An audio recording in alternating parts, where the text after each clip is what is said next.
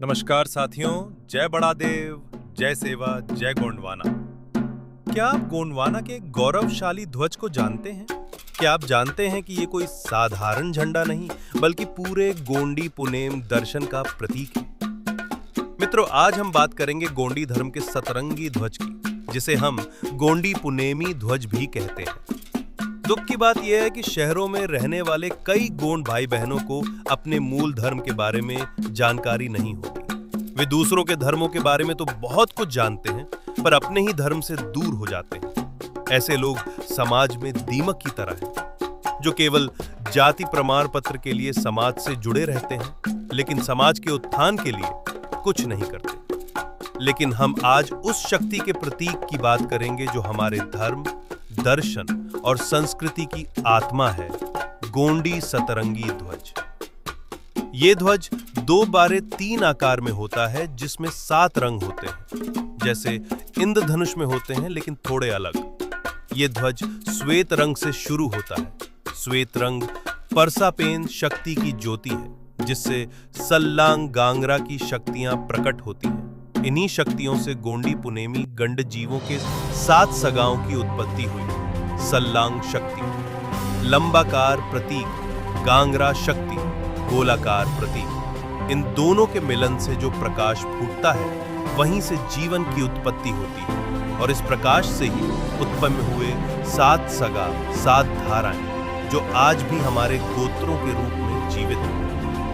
ध्वज में शामिल 7 रंग और उनके प्रतीक तीर: 1 आकाशीय रंग 1 तीर, 2 शेंद्री रंग 2 तीर, 3 जामुनी रंग 3 तीर, 4 लाल रंग 4 तीर, 5 मिढ़ा पोपटी रंग 5 तीर, 6 हरा रंग 6 तीर, 7 पीला रंग 7 तीर।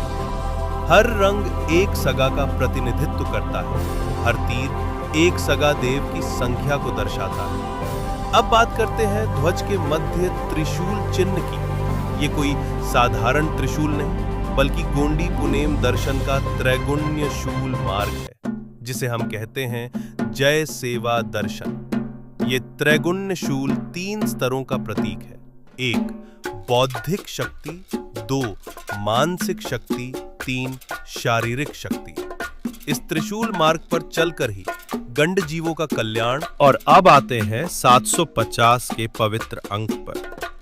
गोंडी पुनेमी दर्शन के अनुसार गंड जीवों की 12 सगा शाखाएं हैं, जिनमें कुल 750 गोत्र आते हैं। इसलिए 750 का अंक शुभ माना जाता है।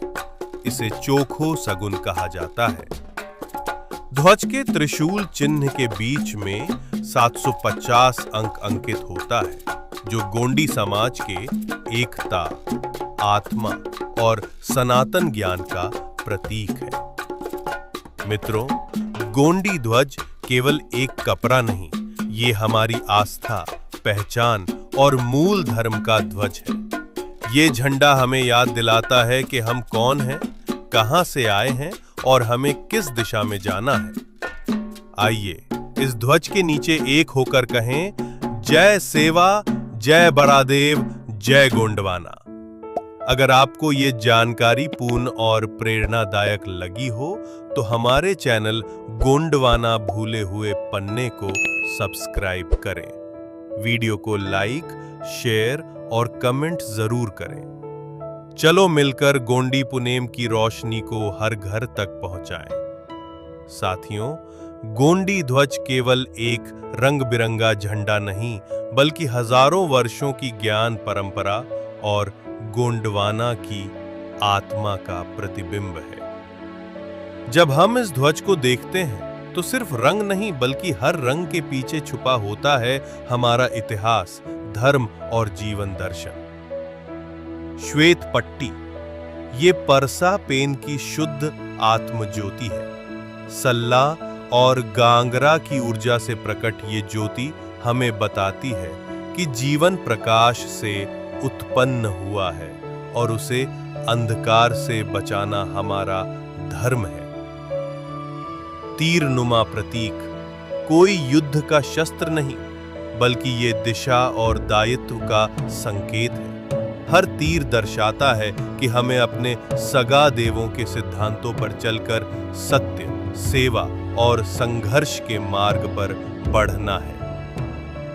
त्रिशूल नुमा चिन्ह, ये हमारे धर्म का मूल मार्ग है। त्रैगुण्य शूल मार्ग, जो सिखाता है बौद्धिक शक्ति से विवेक, मानसिक शक्ति से धैर्य और शारीरिक शक्ति से कर्म। ये ध्वज हमें बताता है कि गोंड समाज सिर्फ एक जाति नहीं, बल्कि एक महान दर्शन है। आज जरूरत है कि हम अपने ध्वज को केवल उत्सव में नहीं, बल्कि हर दिन अपने जीवन में उतारें। ध्वज हमें याद दिलाता है कि हम कोई भूले हुए लोग नहीं हैं। तो साथियों, चलो हम एक संकल्प लें। अब से दूसरों के आधार पर नहीं, बल्कि अपने झंडे, अपने धर्म और अपने दर्शन से तय करेंगे।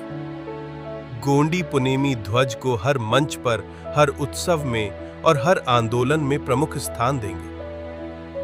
अपने बच्चों को ये सिखाएंगे कि ध्वज में जो 7 रंग हैं, वे केवल रंग नहीं, बल्कि हमारे पुरखों की 7 धाराएं हैं। और याद रखिए, जब तक ये ध्वज लहराता रहेगा, तब तक गोंडवाना जीवित रहेगा। अगर आप भी अपने गोंडी धर्म और गोंडवाना की आत्मा को जानना चाहते हैं, तो जुड़े रहिए हमारे साथ, हमारे YouTube चैनल गोंडवाना भूले हुए पन्ने पर। हम लाते हैं भूले हुए इतिहास के पन्ने, जो आपके खून में आग और आत्मा में प्रकाश भर देंगे। वीडियो को लाइक करें, शेयर करें और कमेंट करके बताएं आपके गांव या समाज में ये ध्वज कहां-कहां लहराया जाता है। ध्वज का उपयोग हमारी परंपराओं में कैसे हो। हम गोंड समाज में विवाह कोई समझौता नहीं, बल्कि 2 आत्माओं का पुनेमी संकल्प होता है। ऐसे पवित्र अवसर पर गोंडी सतरंगी ध्वज को विवाह मंडप के केंद्र में रखा जाना चाहिए। ये ध्वज ये दर्शाता है कि ये विवाह सिर्फ 2 लोगों का नहीं, बल्कि गोंडवाना धर्म की 7 सगाओं की उपस्थिति में हो रहा है। मंडप के 4 कोनों में ध्वज लगाया जाए। वर वधू के माथे पर सगाओं के रंग का टीका लगाया जाए। 7 सगाओं के नामों के साथ जय सेवा का उच्चारण कर विवाह प्रारंभ किया जाए। त्योहारों में गोंडी ध्वज की भागीदारी गोंड समाज में। त्योहार केवल उत्सव नहीं, बल्कि पेन शक्ति और प्रकृति के प्रति कृतज्ञता का भाव है। चाहे वह केसवाड़ और ऐसी नवाखाई हो या पोलामी पुनेम, हर पर्व में ध्वज को सबसे ऊंचे स्थान पर फहराया जाना चाहिए।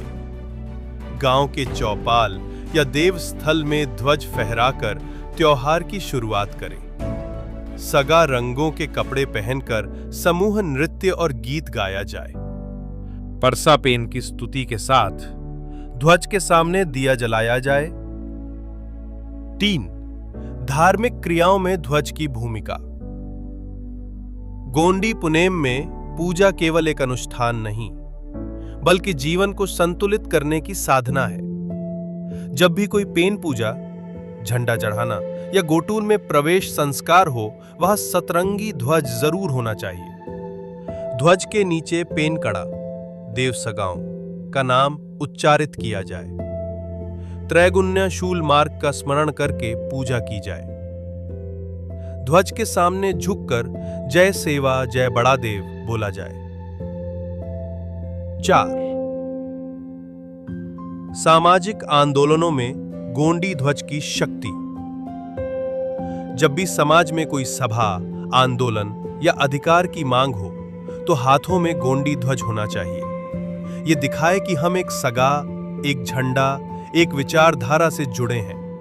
गोंडी ध्वज केवल रंगों का मेल नहीं, बल्कि गोंड समाज की अस्मिता, आत्मा और आध्यात्मिक चेतना का प्रतीक है। साथियों, अगर हम अपने ध्वज को सिर्फ मेला और रैली तक सीमित रखते हैं, तो हम उसकी आत्मा को नहीं समझ पाएंगे। अब वक्त है कि हम हर घर में, हर पर्व में, हर अवसर पर गोंडी ध्वज को जीवंत करें। इसे बच्चों को सिखाएं, बुजुर्गों से जुड़ें और समाज को एक सूत्र में बांधें। गोंडी ध्वज हमारी आस्था नहीं, हमारी आत्मा है। जय सेवा, जय बड़ा देव, जय गोंडवाना।